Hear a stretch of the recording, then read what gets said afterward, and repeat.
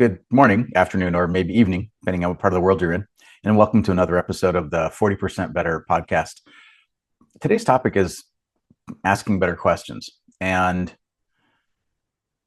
one of the things that I've noticed over all my years in running teams and working in tech and even other careers is that the quality of how we understand problems is largely defined by the quality of the questions that we're asking about that kind of a problem. And and and oftentimes the real solutions there are happening because we're we're asking non-standard kinds of questions. And in terms of how does this apply to team leadership, you might be thinking, I'm looking for underlying intrinsic motivators for people on my team when I'm thinking about how to help them be happier at work and more productive. And and so the kinds of questions that to me are really important are very they're very individualized. It's not that everybody is going to answer the same question in a way that's going to make sense to me, that helps me understand their intrinsic motivation, because they may have very, very different drivers. um, at one particular team, I had one person who they were incredibly happy with the status quo of what they were doing. They really liked the job that they had. They liked the kind of work they were doing. They'd kind of peaked in their career in their uh, roughly 40 years old, um, and and didn't really want to advance anymore from there. They were very self-motivated about learning new technology. And really, the thing that I needed to do was to understand that they had a lot of self motivation already and to not get in their way and to not give them friction. Right. And so when I asked them, what was it that they wanted to do next, they usually didn't have an answer about it. They were like, oh, work on whatever it was that was coming up. But I also noticed that there was a lot of initiative being taken by this person on their own to learn new technology, to understand things better, and to move themselves forward.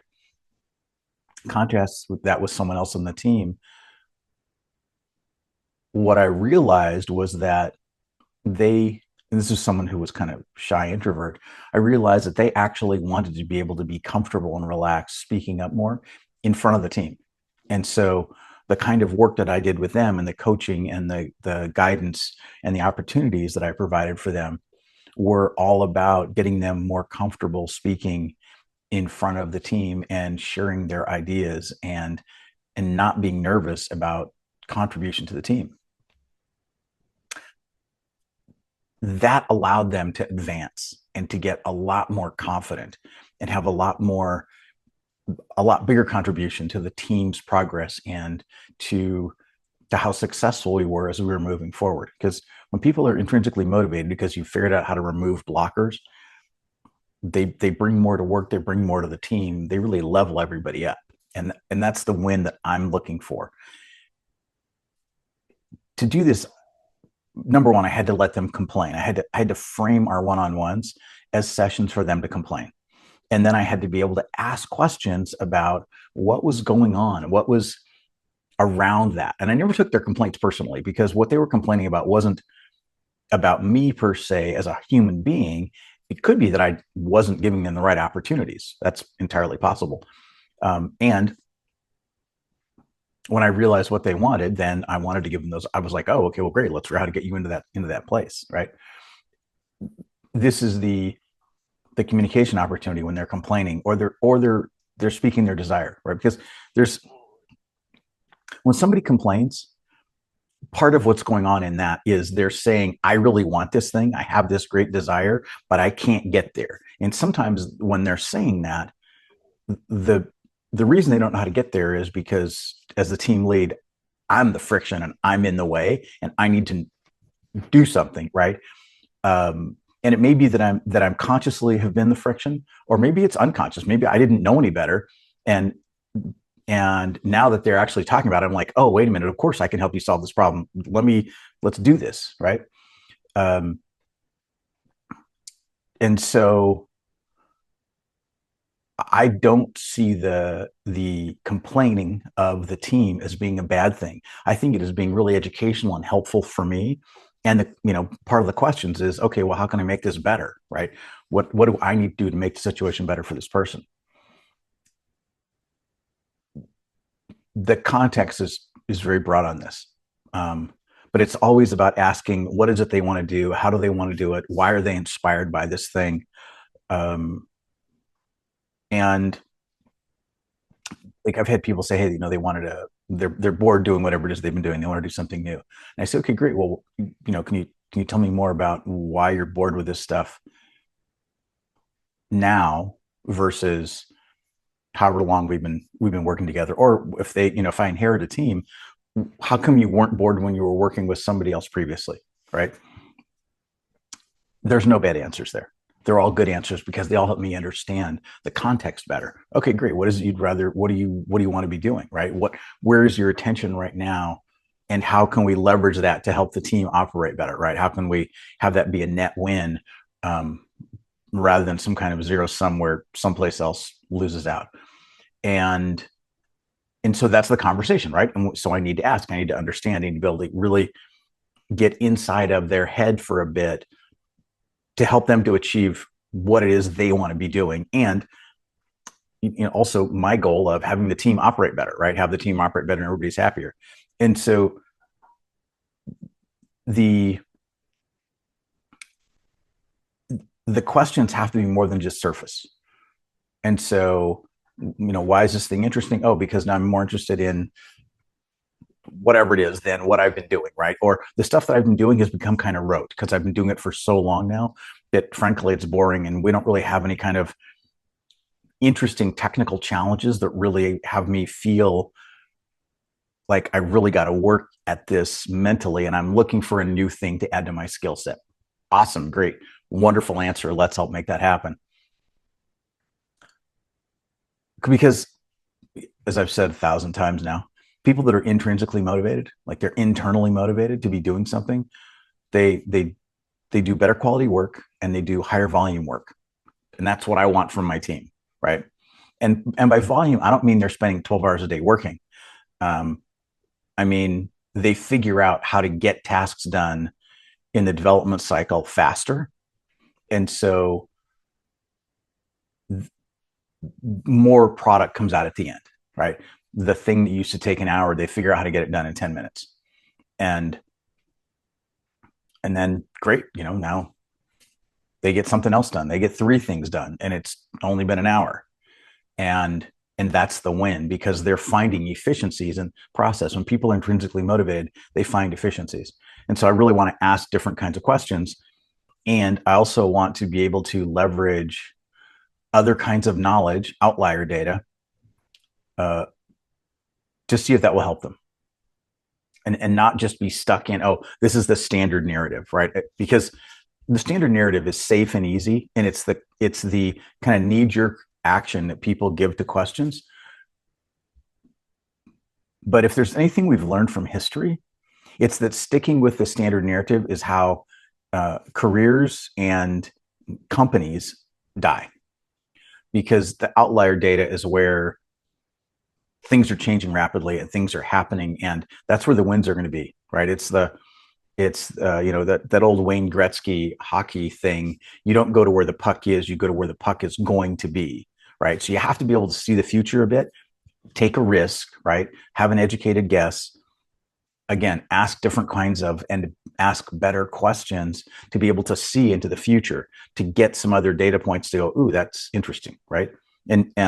And this is why the quality and the kind of and the volume of the questions is so important, because you have to be asking those questions about, how is this going to help me to see the future? How am I going to predict the future that's not in line this way? It's going to go. There's going to be a curve, and it's going to go over there. And then what do I do? This is this is the hidden I want to say genius, but this is really the kind of the hidden wisdom that the really good team leads are able to leverage to get their people to provide better outcomes, right? And also and to be happy about it, right? Like that's a critical piece is I want everybody on my team to be happy. I want them to know that they can talk about anything with me, which means I've got to build that psychological safety for them. And again, it's about, it goes back to what are the kind of questions being asked that help them feel psychologically safe in an environment, right? I'm using questions to learn about them and then to give them what they need, right? And someone says they're bored. Okay, great. What do you need? Right? They want to learn about a new technology. They want to change the kind of responsibilities they have in the software team. Awesome, right? I had years ago, I had an engineer. When he started off, he was just doing QA stuff. That was it. That was where he started because that's what he knew how to do. And then as time went on, he started getting better and better at not just the QA, but also at the part of QA that was really identifying why bugs were happening, right? What was going on that was causing a particular thing, because he started reading code. He had access to the source code and started reading it and going, oh, wait a minute. Of course it's not working right because we have this problem right here. And then he started suggesting ideas for fixes. And then we actually let him start coding fixes. And this whole thing took less than a year for this kid to transition from coming in pretty junior QA to becoming a software engineer on our team. And I never thought about getting in the way.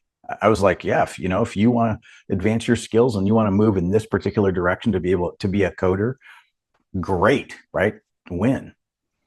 The flip side is I had other people that were in QA that they wanted to get really good at QA automation. And so they went down the path of all the different tools to automate QA. Excuse me. And that was a win, right? But it always comes back to what was the questions I was asking them to figure out how to help them to operate better. That's the bottom line, right? And I wanted to make sure that there was always this open-ended and ongoing conversation about where they wanted to go. And everything's an experiment.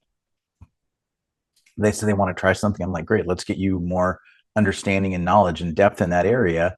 And in a month, you might change your mind and say, oh, actually, no, it kind of sucks. And I'm good with that because we have the slack in our productivity for that not to be a big deal if you decide to change your mind. Okay, cool. Well, plan B, right? What are we going to do? So, that's today's podcast. Just think about depth and breadth. Excuse me. Well, I got hiccups and everything today. Depth and breadth and different kinds of questions. There's a framework, by the way, called the 5 whys that I have used. And it's, why is this important? Why does this matter? I don't exactly use the word why 5 times in a row. Usually when someone talks about something, I'll say, well, okay, what, talk to me more about the depth of this. Why is this interesting? Or why is this coming up now? What would you like to be doing instead? What kind of things are you looking for? So I mix what and why kinds of questions until we get to the point where the answer coming out, I can't factor it any smaller, right? There may be smaller factors. I just can't figure out how to ask a question to get down to that level. This is, it's another reason why having a lot of curiosity is good, and being comfortable asking other people questions and learning and understanding them better. That all makes sense to you? I hope so. If you have questions, always, put questions in the comments, and happy to answer them. Hope you're having a good one. Thanks.